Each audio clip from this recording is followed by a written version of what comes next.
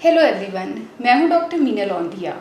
अगर आप अपना वेट कम करना चाहते हैं तो आपके डॉक्टर, डाइटिशियन या फिटनेस ट्रेनर ने आपको ये एडवाइस तो डेफिनेटली दी होगी कि आप अपने खाने पर नियंत्रण लाइए और आप थोड़ा व्यायाम करिए। तो जब आपको ये सलाह मिलती है तो इसका एक्चुअल मीनिंग क्या होता है? इसका एक्चुअल मीनिंग ये होता है कि खाने पर नियंत्रण लाना, यानी कम कैलोरीज यानी कम ऊर्जा अपने शरीर में डालना और एक्सरसाइज करके थोड़ी ज़्यादा कैलोरीज बर्न करना, जिससे कि आपका वेट लॉस होगा। तो क्या सिर्फ एक्सरसाइज करने से कैलोरीज बर्न होती है? नहीं। अभी जैसे मैं आपके सामने खड़ी हूँ और मैं कुछ भी नहीं कर रही हूँ तो भी मेरा शरीर कुछ ऊर्जा का इस्तेमाल कर रहा है। तो वो ऊर्जा का इस्तेमाल किस चीज़ के लिए कर रहा है? फॉर एग्ज़ाम्पल, मैं ब्रीदिंग कर रही हूँ, मेरा हार्ट बीट कर रहा है, मेरे शरीर में ब्लड सर्कुलेशन हो रहा है, मेरा ब्रेन वर्क कर रहा है। इनफैक्ट मेरे शरीर का हर सेल इस वक्त जिंदा है, लाइव है और वर्क कर रहा है, और उसके लिए उसको ऊर्जा की ज़रूरत है। तो सिर्फ ये स्टेट को मेंटेन करने के लिए मुझे जो ऊर्जा लगती है वो अप्रॉक्सीमेटली समझ लीजिए 2000 कैलोरी लगती है। तो जब हम कहते हैं कि खाने पर नियंत्रण लाइए, इसका मतलब है कि मैं अपने खाने की कैलोरीज में से कुछ कैलोरी कम कर दूं, जिससे कि अगर मुझे वेट लॉस करना है तो मैं वेट लॉस कर सकती हूँ। तो अब ये मान के चलते हैं कि मुझे 2000 कैलोरी ये स्टेट मेंटेन करने के लिए लगता है, तो मैं खाने में 1500 कैलोरी लूँ। तो 1500 कैलोरी लेने से 500 कैलोरी मेरा शरीर मेरे फैट में से इस्तेमाल करेगा, और वो फैट बर्न करने से मेरा वेट लॉस हो जाएगा। तो 500 कैलोरी रोज के हिसाब से एक हफ्ते की हो जाती है 3500 कैलोरीज, और साइंस के हिसाब से 3500 कैलोरी का मतलब होता है हाफ केजी वज़न कम करना। ये ने एक महीने में मैं 2 किलो वज़न तो आराम से कम कर सकती हूँ। वाओ, कितना सिंपल है ये। पर रुकिए, ये इतना सिंपल भी नहीं है, क्योंकि यहाँ पर मैं ये मान के चल रही हूँ कि अगर मैं 500 कैलोरी कम करती हूँ तो भी मेरा शरीर 2000 कैलोरी ही बर्न करेगा। पर ऐसा नहीं है। 1940 में डॉक्टर एंसल कीज ने फर्स्ट मिनेसोटा एक्सपेरिमेंट किया था, जिसमें उन्होंने यही स्टडी किया था कि अगर ह्यूमंस का डाइट के थ्रू या कैलोरी डेफिसिट किया जाए या उनको कम कैलोरी फूड दिया जाए तो उनके शरीर के मेटाबॉलिज्म पर क्या इफ़ेक्ट पड़ेगा। तो उसमें रिजल्ट ये आया कि हमारे शरीर का मेटाबॉलिज्म 30% तक लो हो जाता है।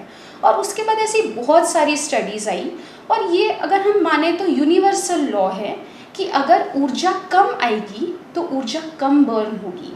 यानी फॉर एग्जांपल, अगर मैं 2000 कैलोरी बर्न कर रही थी बिना डाइट किए, पर अब अगर मैं 1500 कैलोरी लेती हूँ तो मेरा शरीर स्मार्ट है। मेरा शरीर ये समझ लेगा कि 500 कैलोरी कम आ रही है, तो मेरा शरीर मेटाबॉलिज्म अप्रॉक्सीमेटली 30% कम कर देगा। ये ने अप्रॉक्सीमेटली 600 कैलोरीज कम बर्न करेगा। ये ने जो 2000 बर्न कर रहा था, अब वो कितनी बर्न करेगा? अब वो बर्न करेगा 1400 कैलोरीज। ये नहीं, मैं वहीं पर आकर खड़ी हो गई हूँ कि मैं अब बर्न कर रही हूँ 1400 कैलोरीज, कैलोरी इनटेक है 1500 कैलोरीज, और मेरा वेट लॉस नहीं हो रहा है। अब हम दूसरे सिनेरियो पर जाएंगे।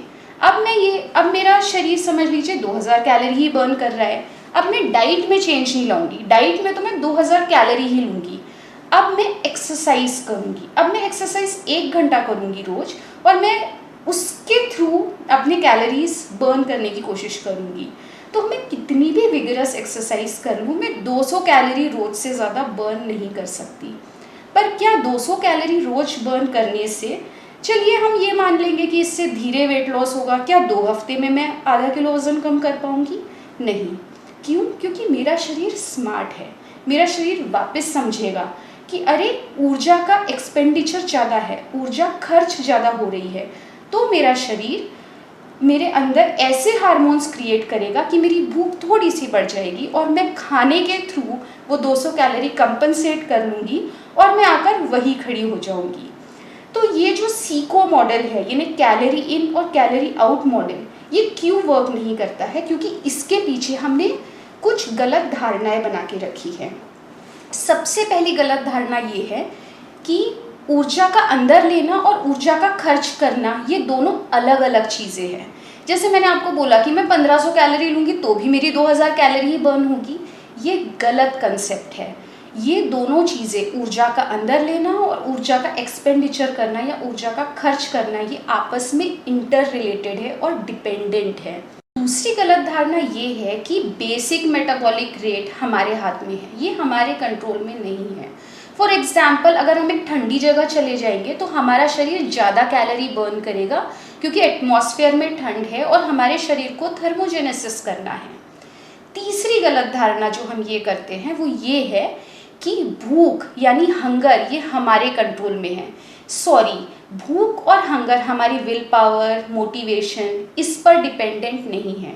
इसका एग्जाम्पल मैं ऐसे दूंगी कि समझ लीजिए आपका फेवरेट फूड पिज़्ज़ा है, पर अगर आप एक शादी के बफे में गए और वहाँ पर आपने पेट भर के खाना खाया और वो खाना खाने के बाद मैंने आपको बोला कि चलिए आपका फेवरेट फूड पिज़्ज़ा खाइए, तो आप नहीं खा पाएंगे।